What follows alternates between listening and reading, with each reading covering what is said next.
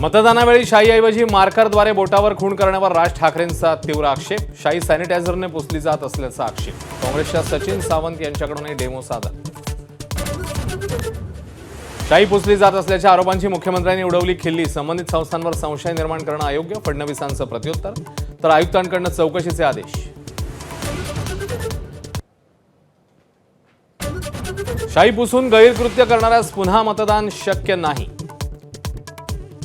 शाई पुसली जात असल्याच्या आरोपांवर निवडणूक आयोगाचं स्पष्टीकरण. मतदारांनी बोटावरची शाई पुसण्याचा प्रयत्न करू नये, आयोगाचं आवाहन. महिला आयोगाच्या अध्यक्षा रुपाली चाकणकरांकडून निवडणूक आयोगाकडे तक्रार दाखल. मतदानानंतर बोटावरील शाई पुसून बोगस मतदान होत असल्याचा दावा.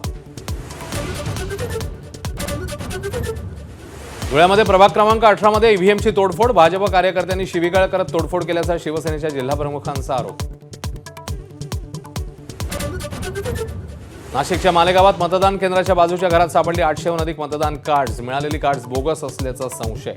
प्रशासनाकडून कारवाई सुरू. नागपूरमध्ये मुख्यमंत्री फडणवीसांनी बजावला मतदानाचा हक्क. पत्नी आणि आईसोबत केलं मतदान. नितीन गडकरी आणि कांचन गडकरी यांनीही केलं मतदान.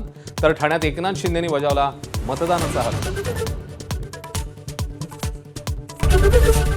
एबीपी माझा, उघडा डोळे बघा नीट.